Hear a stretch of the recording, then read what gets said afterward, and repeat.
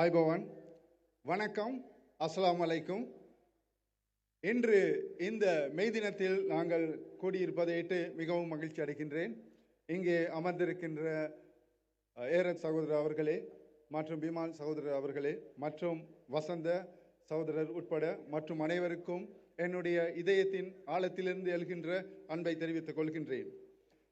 தோழர்களே, இன்று இந்த நம்முடைய தேசிய மக்கள் சக்தியினுடைய மே தினத்திலே நாங்கள் வடக்கிலிருந்து வந்திருக்கின்றோம், தெற்கிலிருந்து வந்திருக்கின்றோம், கிழக்கிலிருந்து வந்திருக்கின்றோம், மலையகத்திலிருந்து வந்திருக்கின்றோம்.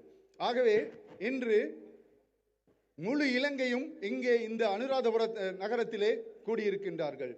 இதுவே இலங்கையினுடைய ஒற்றுமைக்கும் சமத்துவத்திற்கும் சமாதானத்திற்கும் ஒரு எடுத்துக்காட்டாக இருக்கின்றது.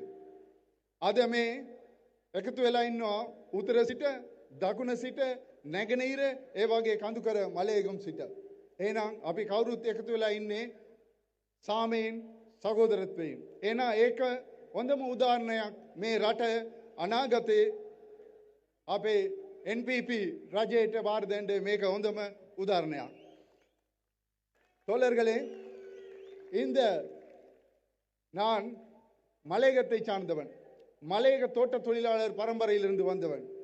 ஆகவே இந்த மலையக தோட்ட தொழிலாளர்கள் உங்களுக்கு தெரியும், இன்று ஏற்கனவே வசந்த சகோதரர் அவர்கள் சொன்னார், இன்று மிக நீண்ட கால போராட்டத்தின் பின் 1700 ரூபாய் சம்பளம் தருவதாக ரணில் விக்ரமசிங்க அறிவித்திருக்கிறார் கொட்டகலையில் நடந்த மே தின விழாவில். உங்களுக்கு தெரியும், இது பல வருடங்களாக தொழிலாளர்கள் போராடி பெற்ற ஒரு போராட்டத்தினுடைய பெருபேறு. இது தொழிலாளர் போராட்டத்தின் பெருபேராக இருக்கின்றது. அதே வேளை எங்களுடைய தேசிய மக்கள் சக்தியினுடைய அழுத்தம் தான் இந்த 1700 ரூபாய் கொடுப்பதற்கு அவர்கள் சம்மதித்திருக்கின்றார்கள். ஆனால் ஒன்றை நாங்கள் ஞாபகம் வைத்துக் கொள்ள வேண்டும். இந்த 1700 ரூபாய் என்பது இப்பொழுது கெசட் பண்ண ஆயத்தமாகிக் கொண்டிருக்கின்றார்கள். ஆனால் இன்னும் முதலாளிமார் சம்மேளனம் அதற்கு ஒத்துக்கொள்ளவில்லை, அதற்கு அவர்கள் உடன்படவில்லை. இது ஒரு பக்கமான கருத்தாக இருக்கின்றது, அரசாங்கத்தினுடைய கருத்தாக இருக்கின்றது, தொழிற்சங்கங்களுடைய கருத்தாக இருக்கின்றது. ஆனால் உங்களுக்கு தெரியும், NPP சார்ந்த தொழிற்சங்கம் 2000 ரூபாவை கேட்டுக்கொண்டிருக்கும் பொழுது இப்பொழுது 1700 ரூபாய்க்கு காட்டி கொடுக்கப்பட்டிருக்கின்றார்கள். இந்த மலையக மக்கள் கடந்த 200 வருடங்களாக காட்டி கொடுக்கப்பட்டிருக்கின்றார்கள். அவர்களுடைய உரிமைகள் பறிக்கப்பட்டிருக்கின்றன. சமூக, பொருளாதார, அரசியல் உரிமைகள் பறிக்கப்பட்டு இந்த நாட்டிலே அடிமைகளாக இருக்கின்றார்கள். இதை தொடர்ந்து பரம்பரையாக ஆட்சி செய்து வந்த குடும்ப ஆட்சி அவர்களை இந்த நிலைமைக்கு தள்ளி இருக்கின்றது. இன்னும் கூட பல தொழிலாளர்கள் இந்த இந்த மே தினத்துக்கு சென்று கொண்டிருக்கின்றார்கள். ஆகவே நாங்கள் மிக கவனமாக யோசிக்க வேண்டிய ஒரு காலத்தில் இருக்கின்றோம். மிக நீண்ட கால போராட்டத்திற்கு பின் எதிர்வருகின்ற ஜனாதிபதி தேர்தலில் தேசிய மக்கள் சக்தி வெற்றி பெறுவதற்கான அறிகுறிகள் தென்படுகின்றன. இந்த இடத்தை பார்க்கும் பொழுது, இந்த அனுராதபுரம் இந்த கிரவுண்டை பார்க்கும் பொழுது எங்களுக்கு தெரிகின்றது, மக்கள் கூட்டம், இலட்சக்கணக்கான மக்கள் கூட்டம் இன்று இந்த நாட்டை மாற்றி அமைப்பதற்கு, இந்த நாட்டினுடைய பொருளாதாரத்தையும் அரசியலையும் சமூகத்தையும் மாற்றி அமைப்பதற்கு முயற்சி செய்து கொண்டிருக்கின்றார்கள்.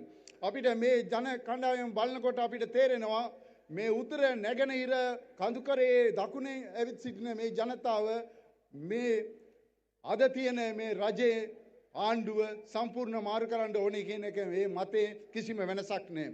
අපි කවුරුත් එකතු වෙලා ඉන්නවා. අද ಜಾති ભેදෙන් තොර, ආගම් ભેදෙන් තොර, සිංහල, දමිළ, මුස්ලිම් හැම කෙනෙක්ම අපි එකතු වෙලා ඉන්නේ මේ රජය වෙනස් කරලා අපි අලුත් රජයක් පිටවන්න. ඒ රජය මා ජනතාවගේ රජය, ඒ රජය ඔබේ රජය, අපේ රජය. ඒ නිසා අපි කවුරුත් එකතු වෙලා ඒ ගමන යන්න අපි ලෑස්ති වෙන්න ඕනේ. අපිට තව තියෙන්නේ කැටි කාලයක්, මාස 3-4ක් විතරයි අපිට තියෙන්නේ. சகோதரர்களே, குறிப்பாக இன்று எங்களுக்கு தெரியும், விவசாயிகள் தமிழிலே சொல்லுவார்கள், விவசாயி நிலத்திலே கால் வைக்காவிட்டால் தம்பி நீ சோற்றிலே கை வைக்க முடியாது. விவசாயி நிலத்திலே கால் வைக்க விட்டால் நீ தம்பி சோற்றிலே கை வைக்க முடியாது. ஆகவே விவசாயினுடைய அந்த உழைப்பு தான் நாங்கள் சோறு சாப்பிடுவதற்கு காரணமாக இருக்கின்றது. தமிழை කියවනක් තියෙනවා, ගොවියා මඩබිමේ කකුල තිබ්බ නැත්නම් ඔබතුමාලාට බත් කෝපේ අත දියන්න බෑ. එහෙනම් ගොවියා ඒ මඩගොවේ මඩේ වැඩ කරන නිසා තමයි අපි වත් කන්නේ. එහෙනම් ගොවි ජනතාව, ඒ වගේ ගොවි කම්කරුවෝ, ඒ වගේ ජීවර ජනතාව, දීවර කම්කරුවෝ අපි ඔක්කොම එකතු වෙලා මේ දින සටන අපි තවත් ඉස්සරහට ගෙනියන්න ඕනේ. මේ දින ගැන කලින් අපේ සහෝදරවරු හොඳට පැහැදිලි කරා. නමුත් ඒක තියෙන විශේෂය ඒ මේ දින විතරයි අපි ಜಾති ભેද කුල ભેද නැතුව අපි ඔක්කොම කම්කරුවෝ විදියට අපි එකතු කරන්නේ ඒ මේ දින. ඒ නිසා මේ දින අපිට වැදගත් දවසක්. අපි කවුරුත් මේ දිනේ අපේ ಜಾති ભેද තොර කම්කරුවන්ගේ අයිතිවාසිකම් විතරක් නෙවෙයි අනිත් ජනතාවගේ අයිතිවාසිකම් වෙනුවෙන් අපි සටන් කරන්න ඕනේ. එහෙමනම් අපි මේ සටනේ අපි කවුරුත් එකතු වෙලා ඉන්නවා මෙතන. ஆம் சகோதரர்களே, இந்த நாட்டிலே புரையோடி போயிருக்கின்ற இந்த அரசியலில் மாற்றம் ஏற்படுத்த வேண்டும். குறிப்பாக மலையகத்திலே இருக்கின்ற புரையோடி போன குடும்ப கலாச்சாரம், குடும்பத்தை மையமாக கொண்ட, மதுபானத்தை மையமாக கொண்ட, தொழிற்சங்கத்தை மையமாக கொண்ட அரசியலை நீக்கிவிட்டு ஒரு மனிதாபிமான சமத்துவமான மக்கள் ஆட்சியை நாங்கள் கொண்டு வர வேண்டியிருக்கின்றது. இன்று நீங்கள் இந்த மெய் தினத்திற்கு பார்த்தால், நான் கண்டியிலிருந்து புறப்படும் போது ஒரு கட்சி சொல்லுகின்றார்கள், எங்களுடைய மெய் தினத்துக்கு வாங்க நாங்கள் ஒரு பஸ்ஸுக்கு 20 போத்தல் தருவோம் என்று. இன்னொரு கட்சி சொல்லுகின்றார்கள், எங்களுடைய பஸ்ஸுக்கு வாங்க நாங்கள் 25 போத்தல் தருகின்றோம் என்று. ஆனால் இங்கே வந்திருக்க நீங்கள் எந்த போத்தலுக்காகவும் எந்த நன்மைக்காகவும் எந்த காசுக்காகவும் வரவில்லை. நீங்கள் வந்தது இந்த நாட்டை மாற்றுவதற்காக. நீங்கள் இங்கே வந்தது மெய் தினத்திற்காக மட்டுமல்ல, இந்த நாட்டை மாற்றி ஒரு நல்லதொரு ஆட்சியை உருவாக்குவதற்காக நீங்கள் வந்திருக்கின்றீர்கள்.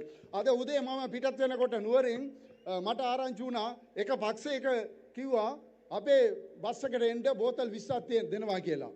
තව පක්ෂයක් කියනවා නෑ නෑ අපේ බස් එකට එන්න බෝතල් 25ක් දෙනවා කියලා. එහෙමනම් සහෝදරවරුනි, අපි මෙතනට ඇවිල්ලා ඉන්නේ බෝතල් වලට නෙවෙයි, බත් පාර්සල් වලට නෙවෙයි.